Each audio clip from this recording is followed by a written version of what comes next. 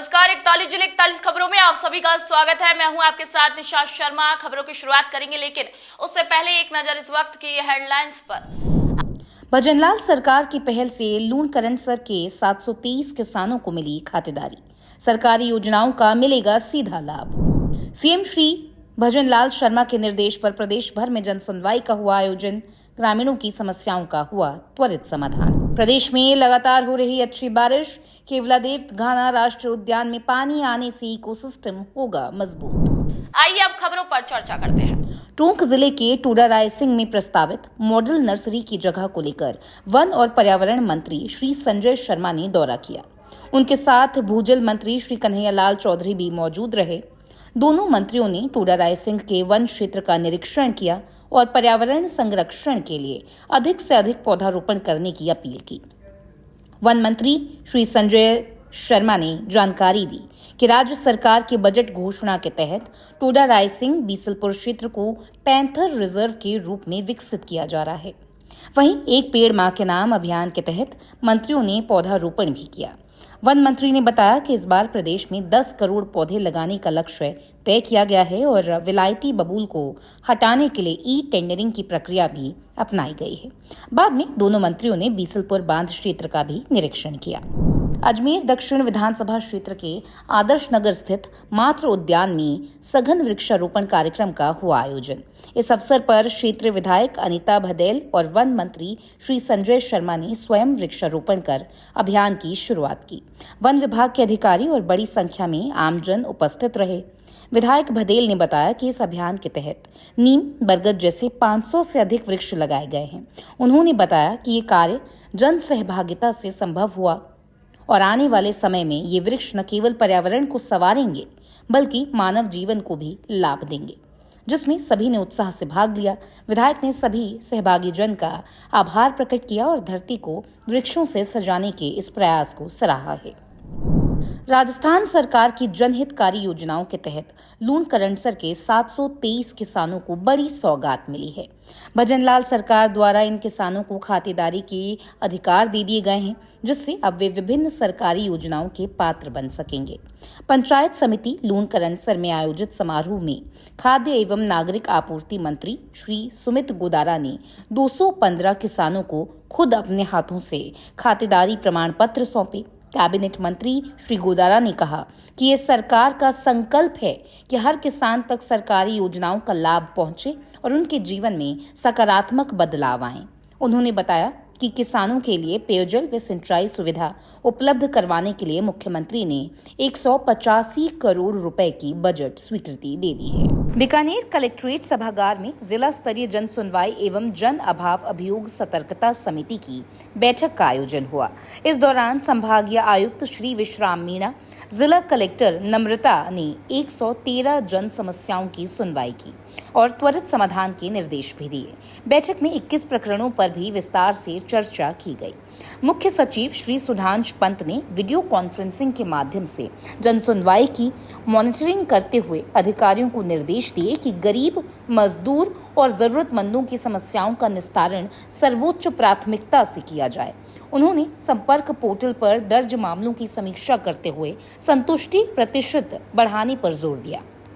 जन सुनवाई में सीमा ज्ञान, रास्ता खुलवाने, अतिक्रमण हटाने, विद्युत पोल व पाइपलाइन सुधार जैसे विषयों पर प्रकरण प्राप्त हुए। बैठक में जिला परिषद सीईओ श्री सोहन लाल, अतिरिक्त जिला कलेक्टर श्री रामावतार कुमावत समेत सभी जिला स्तरीय अधिकारी मौजूद रहे, जबकि ब्लॉक स्तर के अधिकारी वीडियो कॉन्फ्रेंसिंग से जुड़े। करौली जिले में जनसंख्या स्थिरता पखवाड़े के समापन अवसर पर जिला स्तरीय सम्मान समारोह का आयोजन सूचना केंद्र टाउन हॉल कलेक्ट्रेट में किया गया। कार्यक्रम में परिवार कल्याण और जनसंख्या नियंत्रण के क्षेत्र में उत्कृष्ट कार्य करने वाले चिकित्सा कर्मचारियों और संस्थाओं को सम्मानित किया गया। मुख्य चिकित्सा एवं स्वास्थ्य अधिकारी डॉक्टर जयंती लाल मीणा ने बताया कि वित्तीय वर्ष 2024-25 में प्रभावी कार्य करने वालों को प्रमाण पत्र और स्मृति चिन्ह भेंट किए गए। वहीं डिप्टी सीएमएचओ श्री सतीश मीणा ने जानकारी दी कि श्री महावीर जी पंचायत समिति को 2 लाख, सीएचसी बालाघाट को 50,000 और नगला मीना पीएचसी को पुरस्कार प्रदान किए गए हैं। इस दौरान एनएनएम, आशा सहयोगिनी, आंगनबाड़ी कार्यकर्ता और नर्सिंग छात्राएं मौजूद रहीं। अधिकारियों ने जनसंख्या स्थिरता के महत्व पर बल देते हुए परिवार नियोजन के उपाय अपनाने की अपील की है। भरतपुर में जिला स्तरीय जन सुनवाई के दौरान कुल 58 प्रकरण प्राप्त हुए, जिनमें जिला कलेक्टर श्री कमर चौधरी ने खुद सुनवाई कर संबंधित विभागों को समयबद्ध निस्तारण के निर्देश दिए। उन्होंने राजस्थान संपर्क पोर्टल पर लंबित प्रकरणों की समीक्षा करते हुए सभी अधिकारियों को संवेदनशीलता से कार्य करने की सलाह दी। कलेक्टर ने निर्देश दिए कि हर सप्ताह कम से कम 10 मामलों की गहन जांच की जाए और समाधान की जानकारी परिवादी को दे दी जाए। इस दौरान अतिक्रमण, पेयजल, जल निकासी जैसी प्रमुख समस्याओं पर त्वरित कार्रवाई के निर्देश भी दिए गए हैं। उन्होंने कहा कि हर शिकायत के पीछे एक व्यक्ति होता है और उसकी संतुष्टि ही प्रशासन का लक्ष्य होना चाहिए।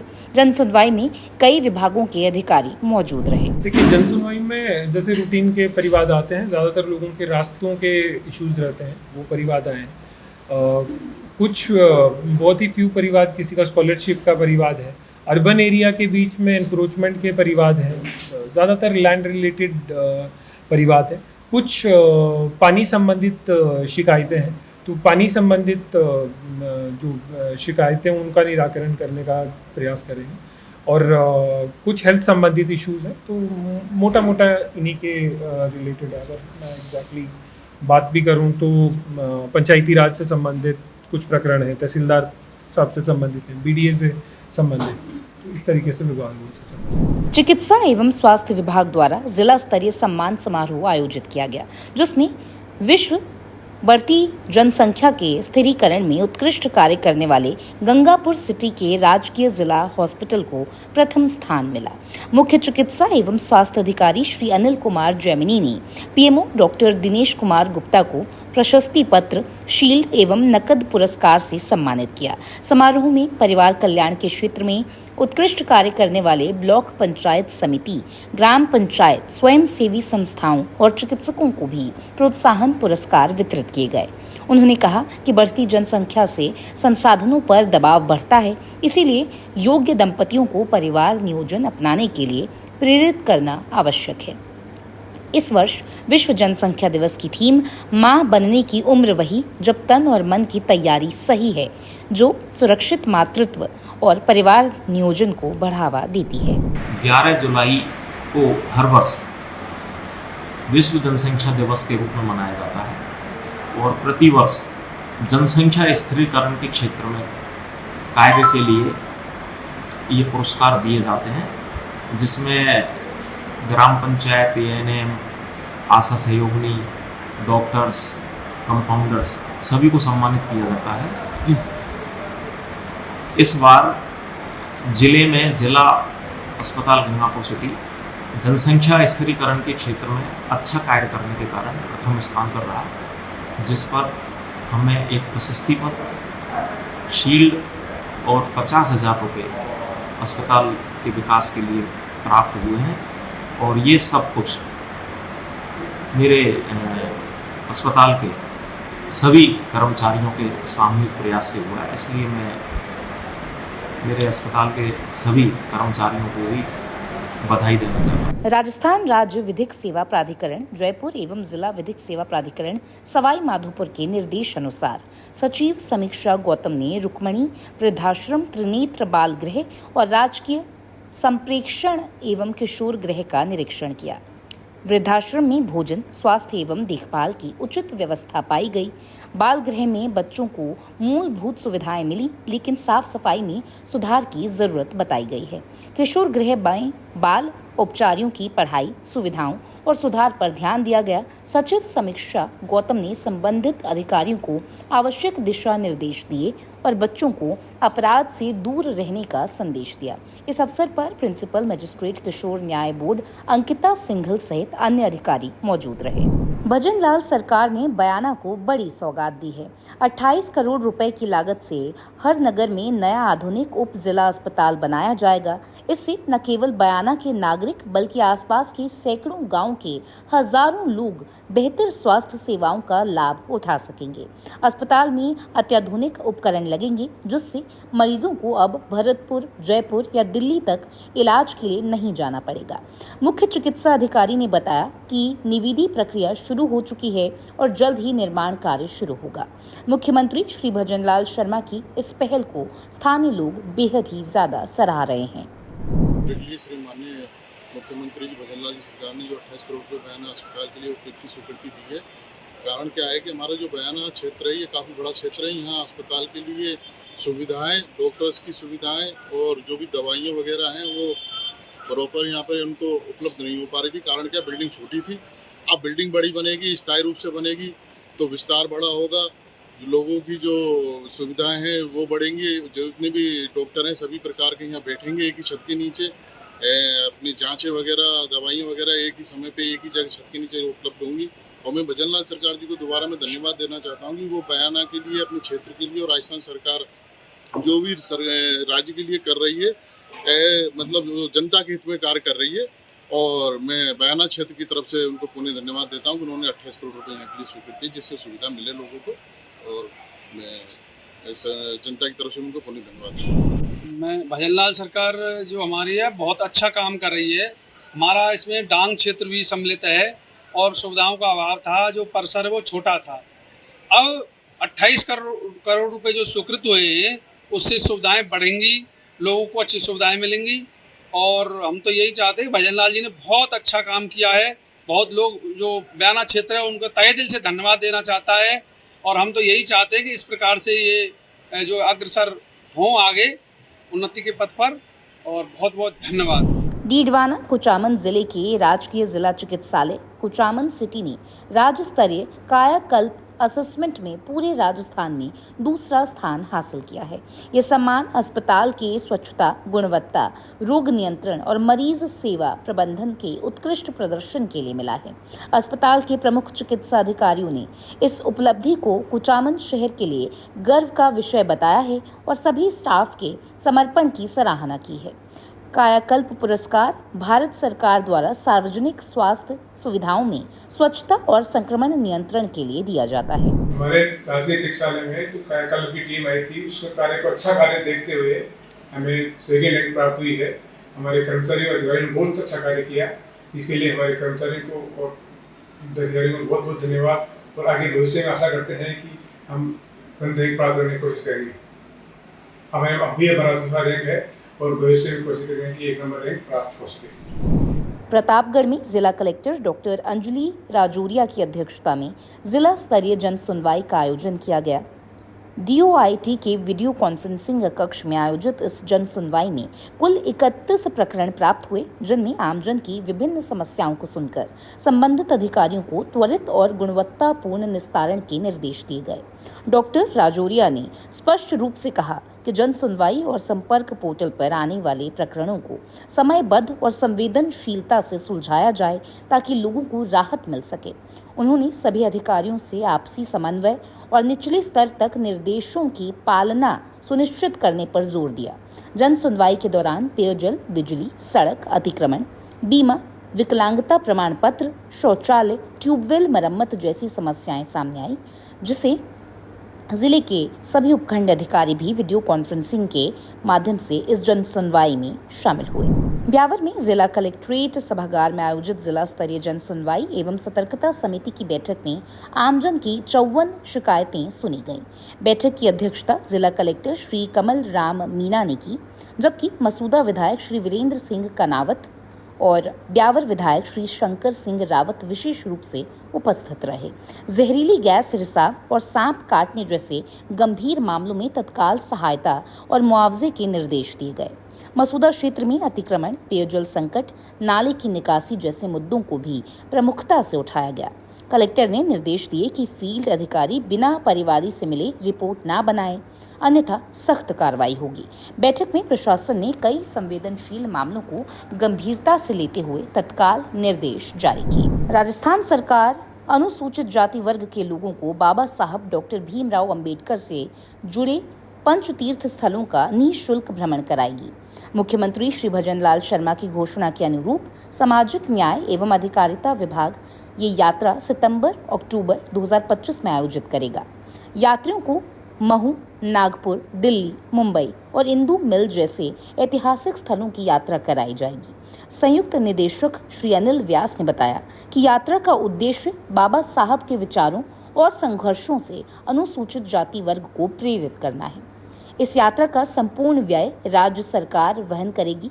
पात्रता में राजस्थान का मूल निवासी होना, अनुसूचित जाति वर्ग से संबंधित होना, आयकर दाता ना होना और जन आधार कार्ड जरूरी है। इच्छुक लोग अपने जिले या ब्लॉक के सामाजिक न्याय विभाग कार्यालय से जानकारी प्राप्त कर सकते हैं। भरतपुर में किसानों की आय बढ़ाने और कृषि उत्पादों की बेहतर भंडारण एवं प्रसंस्करण को लेकर एक अहम बैठक आयोजित की गई। बैठक की अध्यक्षता अतिरिक्त जिला कलेक्टर प्रशासन श्री घनश्याम शर्मा ने की। इसमें किसानों, उद्यमियों, एफपीओ सदस्यों और संबंधित विभागों के अधिकारियों ने भाग लिया। उप निदेशक उद्यान श्री जनकराज मीना ने पोस्ट हार्वेस्ट मैनेजमेंट से जुड़ी योजनाओं और अनुदान के बारे में जानकारी दी। ब्रज हनी प्राइवेट लिमिटेड के प्रबंधक श्री राजकुमार गुप्ता ने भरतपुर को टीटीजेड और एनसीआर से मुक्त करने, शहर पर मंडी शुल्क समाप्त करने और आलू की फिंगर चिप्स किस्म को बढ़ावा देने के सुझाव दिए। एडीएम ने सभी विभागों को निर्देश दिए कि वे योजनाओं का प्रचार करें और किसानों व उद्यमियों को यहां प्रोसेसिंग इकाइयों, कोल्ड स्टोरेज और पैक हाउस के लिए प्रेरित करें ताकि जिले के अधिक से अधिक लोग लाभान्वित हो सकें। पॉली हाउस बनाए हुए हैं। पॉली हाउस में हम जो लोकल मार्केट में आसानी से जो फसलें बिक जाती हैं ज़्यादातर वही लगाते हैं, क्योंकि दूर ले जाने में ट्रांसपोर्ट का खर्चा आता है। और इस मीटिंग में हमें बताया गया कि आप कलर कैप्सिकम जो महंगे दामों में बिकती है वो लगा सकते हैं और उसको कोल्ड चेन के माध्यम से बाहर बाज़ार में बेच सकते हैं। हमको आज जो यहाँ मीटिंग हुई है उसमें यही बताया गया था कि जो सब्ज़ी पैदा होती है या आपके फल वगैरह जो भी आते हैं वो आपको अगर अच्छा उसका भाव नहीं मिलता है या अच्छा मार्केट में नहीं मिलता है तो उसमें आपको उसको रख के किस तरह से थोड़ा लेट बेच सकते हैं जिससे आपको उसका बेनिफिट मिल जाए। उसके अलावा जैसे प्रोसेसिंग है उसकी यूनिट के बारे में भी बताया। आमला है, हमसे आमला 10 रुपये 15 रुपये किलो लेके उसको 100 सवा 100 या 150 200 रुपये किलो तक जो और लोग बेचते हैं, हम ही उनका प्रबंधन किस तरह से करके और हम ही उनका अचार वगैरह मुरब्बा बना के उनको काम ले सकते हैं, बेच सकते हैं उनके लिए। पाली जिले के मारवाड़ जंक्शन में बेटी बचाओ बेटी पढ़ाओ अभियान को और प्रभावी बनाने के उद्देश्य से ब्लॉक टास्क फोर्स की बैठक का आयोजन किया गया। बैठक की अध्यक्षता उपखंड अधिकारी श्री महावीर सिंह जोधा ने की और महिला अधिकारिता विभाग के उपनिदेशक के निर्देशन में योजना से जुड़ी प्रमुख बातों पर चर्चा की गई। बैठक में ड्रॉप आउट बालिकाओं और महिलाओं को दोबारा शिक्षा से जोड़ने की शिक्षा सेतु योजना, कन्या भ्रूण हत्या पर रोक, महिलाओं और पुरुषों को समान अवसर देने, महिला समाधान समिति की सक्रियता, कार्यस्थलों पर महिलाओं की सुरक्षा जैसे अहम मुद्दों पर निर्णय लिए गए। उपखंड अधिकारी ने सभी अधिकारियों को योजनाओं के प्रभावी क्रियान्वयन के निर्देश दिए। बैठक में सभी अधिकारियों ने बेटी बचाओ बेटी पढ़ाओ अभियान की सफलता के लिए शपथ भी ली। कामा कस्बे के प्राचीन श्री नृसिंह सिंह भगवान मंदिर में राजस्थान सरकार के हरियालो राजस्थान अभियान के अंतर्गत एक भव्य पौधारोपण कार्यक्रम चलाया जा रहा है। मंदिर के विशाल परिसर में पिछले 25 दिनों से साधु संतों की देखरेख में ये पर्यावरणीय मुहिम जोर शोर से जारी है। महंत संत श्री धनंजय दास जी महाराज के सानिध्य में चल रहे इस अभियान में अब तक करीब 1200 पौधे लगाए जा चुके हैं। इन पौधों में फलदार, छायादार, फूलदार और सुगंधित प्रजातियां शामिल है। हाल ही में क्षेत्रीय विधायक नोक्षम चौधरी ने भी पौधारोपण में भाग लेकर एक पेड़ मां के नाम अभियान को समर्थन दिया और क्षेत्रवासियों को इसमें भाग लेने की अपील की। आचार्य राहुल ने कहा कि पेड़ न केवल जीवनदायी है बल्कि भावी पीढ़ियों के लिए एक प्रेरणा स्रोत भी है। राजस्थान सरकार द्वारा चलाई जा रही हरियालो राजस्थान के अंतर्गत नरसिंह जी मंदिर पर तकरीबन 1200 पेड़ों का पौधारोपण किया गया है, जो मंदिर समिति द्वारा किया गया है। यहाँ पर जो महाराज जी हैं उनसे हम बात करते हैं। महाराज जी, मार्गदर्शन दीजिए, किस तरह से पौधारोपण अभियान चलाया है? हमारी जो राजस्थान सरकार है उसके द्वारा ये जो अभियान चलाया गया है जी, जिसके अंतर्गत जो वृक्ष यहाँ प्राप्त हुए हैं, पौधे जो प्राप्त हुए हैं, लगभग 1200 वृक्षों का उनका लक्ष्य है। तो अब तक महाराज जी कितने पौधे लगा चुके हैं आप प्रांगण में पूरे में? लगभग हमारे 1000 पौधे का जो लक्ष्य था उसमें लगभग 800-900 पौधे यहाँ वृक्षारोपण हो चुके हैं। और यहाँ की एक ही लक्ष्य है कि एक तो यहाँ मंदिर प्रांगण में हरियाली हो, दूसरा यहाँ वातावरण शुद्ध हो। जैसे सरकार के द्वारा हमको जो है जैसे पीपल इत्यादि के जो विशाल वृक्ष हैं उनकी भी प्राप्ति हुई है जी। जैसे वातावरण की शुद्धि के लिए, ऑक्सीजन के लिए अत्यंत शुद्ध है। जिस प्रकार राजस्थान सरकार द्वारा हरियालो राजस्थान के अंतर्गत राजस्थान में हरियाली करने का उद्देश्य है, इसकी आप किन शब्दों में सरकार की प्रशंसा करेंगे महाराज जी? देखो, सरकार के द्वारा ये जो चलाया गया अभियान है, इससे पर्यावरण की शुद्धि तो है ही है, साथ में हमारा जो क्षेत्र है उसमें भाई हरियाली से सुंदरता दिखेगी। और बारिश के मौसम में जो है पौधे बहुत जल्दी पुष्ट हो जाते हैं, तो इसका काफ़ी लाभ है पर्यावरण की दृष्टि से भी और लोगों के स्वास्थ्य की दृष्टि से भी काफ़ी अच्छी स्थिति है। तो ये सरकार के लिए जी छाया, धूप, पानी, बरसात के साथ साथ हमें पेड़ पौधों से जड़ी बूटी भी प्राप्त होती है और फल भी प्राप्त होते हैं, और जो मनुष्य ही नहीं जीव जंतुओं के लिए भी लाभदायक है। जी बिल्कुल। जैसे अभी श्रावण मास है, तो श्रावण मास में जैसे बिलपत्र है, तो बिलपत्र के भी कुछ पौधे प्राप्त हुए हैं। अब जो पत्तियां हैं बिलपत्र की आयुर्वेद की दृष्टि से काफ़ी लाभदायक हैं। तो ऐसा नहीं कि शिव जी पे चढ़ाना ही है, उसके अन्यत्र भी कई लाभ हैं। तो ऐसे जो पौधे प्राप्त हुए हैं जिससे हमारे जो है स्वास्थ्य की दृष्टि से भी बहुत अच्छा है। यहाँ पे मंदिर पे जो कितने शिष्य हैं जिनके द्वारा पौधारोपण ये कार्य किया गया है, प्रारंभ किया था? लगभग हमको यहाँ जो 15-20 शिष्य हैं, उसके अलावा भी यहाँ के जो क्षेत्र के जो निवासी हैं उन्होंने भी काफ़ी यहाँ सहयोग किया है वृक्षारोपण में। और बाहरी जो स्कूल इत्यादि के जो संचालक हैं उन्होंने भी काफ़ी मदद की है हम लोगों ने। और आम जन का इसमें क्या सहयोग रहा आपके लिए? आम जन का तो हमारा यहाँ नरसिंह मंदिर प्रांगण में हमेशा से ही सहयोग रहा है। जैसे सरकार कोई अभियान चलाती है तो हमारे जो आम लोग हैं वो सर्वप्रथम आगे आके बताते हैं कि महाराज जी यहाँ ऐसा है और इसके करने से ये लाभ होता है, तो उनसे भी हमको पूरा सहयोग प्राप्त है। सूजत समाचार के लिए संवाददाता हरिओम मीणा की एक खास रिपोर्ट। दौसा जिले के बसवा ब्लॉक स्थित ग्राम दुडकी के लोगों के लिए ये ऐतिहासिक पल रहा जब 61 साल बाद गांव के राजकीय प्राथमिक विद्यालय को उच्च प्राथमिक विद्यालय में क्रमोन्नत कर दिया गया। राज्य सरकार के इस फैसले के बाद गांव में जश्न का माहौल बन गया। ग्रामीणों ने मिठाई बांटी, पटाखे फोड़े और खुशी का इजहार किया। मुख्यमंत्री श्री भजन लाल शर्मा, शिक्षा मंत्री श्री मदन दिलावर और बांदीकुई विधायक श्री भागचंद टाकड़ा के प्रति लोगों ने आभार व्यक्त किया।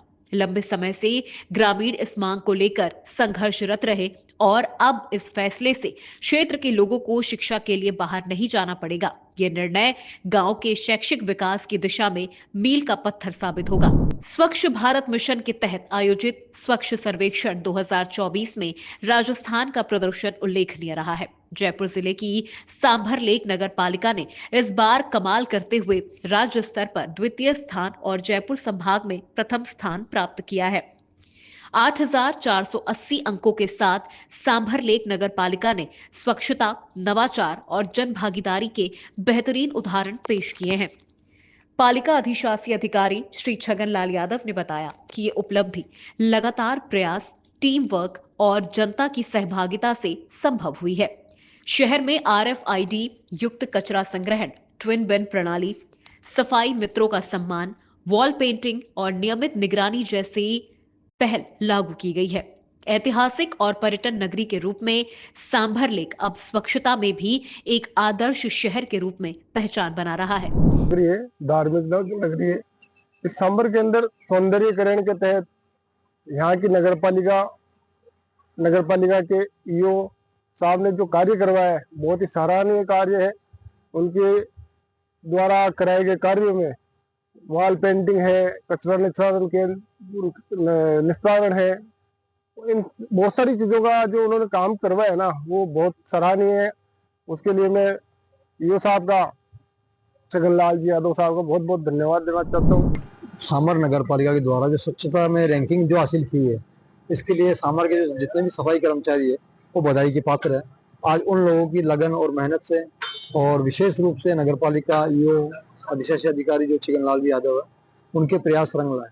हालांकि पहले भी कई बार ऐसे अवसर आए, लेकिन इतनी रैंकिंग में सुधार नहीं हुआ जितने छगनलाल जी यादव के इस कार्यकाल में हुआ। मैंने ज्वाइन करने के पश्चात हमने यहाँ पे सबसे पहले जो शहर की व्यवस्था सुधार करना प्रारंभ किया। सबसे पहले हमने यहाँ के जो जीवीबी पॉइंट थे, जहाँ ओपन में कचरा डालते थे, उन चीजों को खत्म किया। उसके बाद में हमने डोर टू डोर को मजबूत किया और लोगों में अवेयरनेस का प्रोग्राम चलाया ताकि लोग बाग जो नगर पालिका की जो गाड़ी आती है उसमें कचरा डालें। उसके अलावा हमने शहर को जागरूक करने के लिए जगह जगह वॉल पेंटिंग, पार्कों का सौंदर्यीकरण और जो एक सांबर विशेष महत्व का शहर है, पर्यटन शहर है, उसके हिसाब से हमने यहाँ पेंटिंग्स करवाई।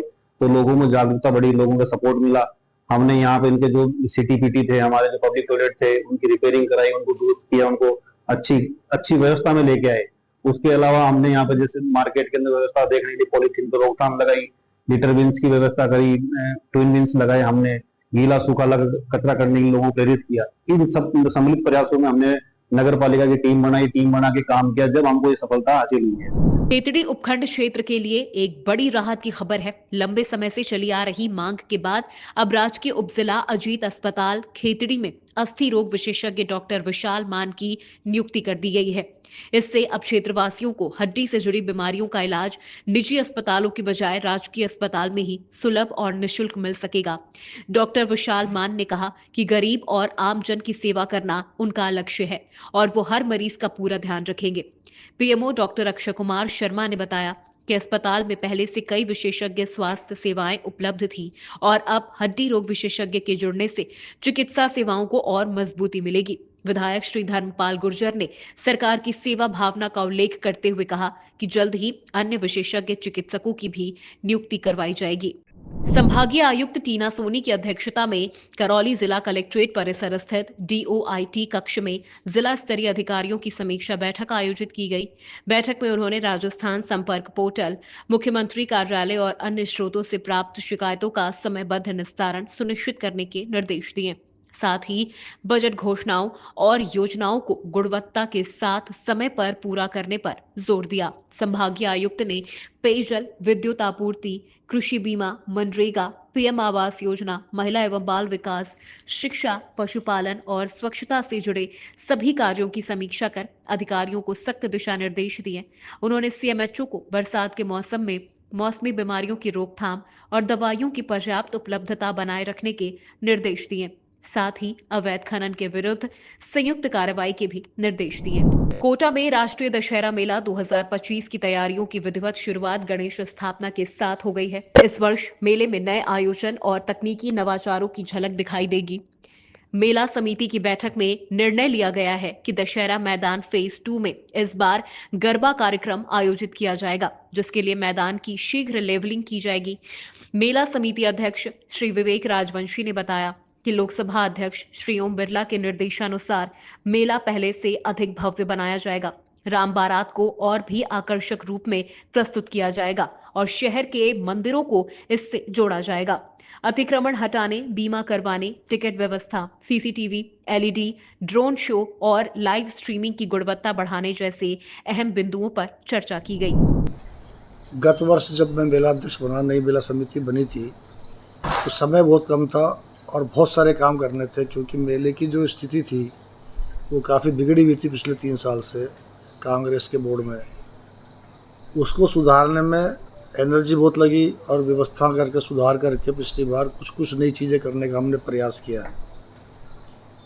जैसे कि पहले 6 डे वीक होता था और काफ़ी समय से 5 डे वीक हो गया। जो प्रमुख प्रोग्राम है शनिवार रविवार को होते थे, हमने उनको शुक्रवार को शिफ्ट किया। तो शुक्रवार, शनिवार, रविवार को वैसे ही फुटबॉल पब्लिक का काफ़ी रहता छुट्टी के कारण, हमारा प्रयास रहा कि 7 दिन मेला चले।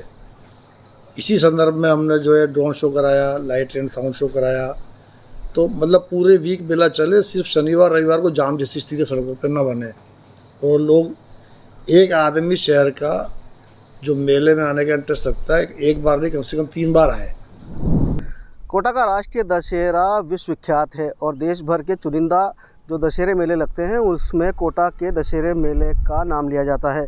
इस बार ये दशहरा मेला और भी ख़ास होने वाला है क्योंकि यहाँ पर देश का सबसे बड़ा रावण बनने जा रहा है। हम जिस जगह पर खड़े हैं ये कोटा का राष्ट्रीय दशहरा मेले का जो मंच है ये विजय श्री रंगमंच है, जहाँ पर कि राष्ट्रीय लेवल के कार्यक्रम होते हैं और यहीं पर रावण बनाया जाता है। और इस बार जो रावण बनने जा रहा है वो 215 फीट का होगा, जो पूरे विश्व में इसका रिकॉर्ड बनने जा रहा है और ये Guinness book of world record में भी इसको दर्ज किया जाएगा। कोटा का जो राष्ट्रीय दशहरा मेला है वो निरंतर आज़ादी से पहले से चला आ रहा है और इसकी ख्याति निरंतर बढ़ती जा रही है। ये दशहरा मैदान जो है ये कई बड़े कलाकारों का गवाह भी रहा है, चाहे फिल्म इंडस्ट्री हो, चाहे मुशायरा हो, चाहे कोई कवि सम्मेलन हो, उन सभी के जो देश भर के ख्याति प्राप्त जो कलाकार हैं वो यहाँ पर आते हैं और अपनी कला का प्रदर्शन करते हैं और एक दिन में लाखों लोगों की भीड़ यहाँ पर जुटती है।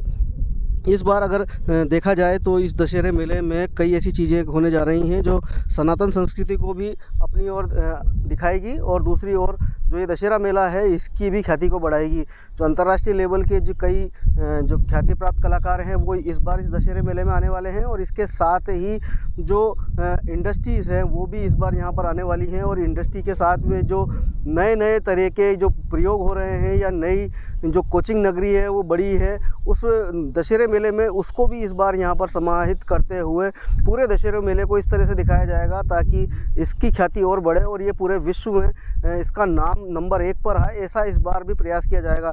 जो राष्ट्रीय दशहरे मेले के इस बार जो अध्यक्ष हैं विवेक राजवंशी, उनका प्रयास है कि यहाँ पर एडवेंचर भी होगा, तो कला संस्कृति को लेकर के भी कार्यक्रम होंगे। भारतीय संस्कृति हो चाहे राजस्थानी संस्कृति हो, इन सभी को लेकर के और जो प्राचीन जो हमारी सभ्यता है वो चली आ रही है उनको लेकर के भी यहाँ पर निरंतर अब कार्यक्रम होंगे। और जो 1 महीने का दशहरा मेला लगने वाला है वो इस बार हर बार के दशहरे मेले से कुछ अलग होगा, कुछ अद्भुत होगा, कुछ निराला होगा और ख्याति को बढ़ाने वाला होगा। कोटा से सुजस के लिए दिनेश कश्यप। जोधपुर संभाग में बीते 48 घंटों से हो रही लगातार बारिश ने जनजीवन को पूरी तरह अस्त व्यस्त कर दिया है। भारी बारिश के चलते कई निचले इलाके जलमग्न हो चुके हैं और शहर में पानी भरने की स्थिति बन गई है। इस आपात स्थिति से निपटने के लिए सिविल डिफेंस की टीम पूरी मुस्तैदी से अलर्ट मोड पर काम कर रही है। जिला कलेक्टर श्री गौरव अग्रवाल के निर्देशन में सिविल डिफेंस, एनडीआरएफ और एसडीआरएफ की टीमें राहत और बचाव कार्यों में जुटी हैं। मुख्यमंत्री श्री भजन लाल शर्मा द्वारा हाल ही में सिविल डिफेंस को नई तकनीकी सुविधाएं और उपकरण उपलब्ध कराए गए हैं, जिससे कार्य में तेजी आई है। जल भराव वाले क्षेत्रों में रेस्क्यू का काम जारी है और कच्चे मकानों को खाली कराकर लोगों को सुरक्षित स्थानों पर शिफ्ट किया जा रहा है। मंत्री श्री जोगाराम पटेल ने भी हालात का जायजा लेकर नदी नालों से दूर रहने की चेतावनी दी है। सवाई माधोपुर जिले में जनसुनवाई, जन अभाव, अभियोग निराकरण और सतर्कता समिति की बैठक का आयोजन किया गया। बैठक में जिले भर से आई करीब 100 शिकायतों को गंभीरता से सुनते हुए जिला कलेक्टर श्री कानाराम ने संबंधित विभागों को समयबद्ध और पारदर्शी निस्तारण के निर्देश दिए। वहीं वीडियो कॉन्फ्रेंसिंग के माध्यम से बैठक से जुड़े मुख्य सचिव श्री सुधांश पंत ने संपर्क पोर्टल 2.0 पर लंबित मामलों की समीक्षा करते हुए सभी प्रकरणों को गुणवत्तापूर्ण तरीके से निपटाने के निर्देश दिए हैं। जिला प्रभारी सचिव डॉक्टर देवाशीष पृष्टि ने संभावित भारी बारिश और चंबल नदी के जलस्तर को लेकर सतर्कता बरतने के निर्देश दिए हैं। तटीय गांवों में अलर्ट मोड पर रहने और आपात स्थिति में लोगों को सुरक्षित स्थानों पर शिफ्ट करने की तैयारी के भी आदेश दिए गए हैं। बैठक में आपदा प्रबंधन, स्वास्थ्य, विद्युत, पेयजल, रास्ते, अतिक्रमण, रोजगार और अन्य विषयों पर भी गहन मंथन किया गया। प्रतापगढ़ जिले में आमजन की समस्याओं के त्वरित और प्रभावी समाधान को लेकर जिला प्रशासन गंभीर नजर आ रहा है। इसी कड़ी में डीओआईटी के वीडियो कॉन्फ्रेंसिंग कक्ष में जिला कलेक्टर डॉक्टर अंजलि राजौरिया की अध्यक्षता में जिला स्तरीय सुनवाई का आयोजन किया गया, जिसमें कुल 31 प्रकरण प्राप्त हुए हैं। जन सुनवाई में जमीनी समस्याओं जैसे पेयजल संकट, सड़क और बिजली समस्या, अतिक्रमण, मुआवजा, बीमा और शौचालय निर्माण जैसे मुद्दों को गंभीरता से सुना गया। जिला कलेक्टर ने स्पष्ट निर्देश दिए हैं कि सभी प्रकरणों का निस्तारण संवेदनशीलता और समयबद्धता के साथ किया जाए।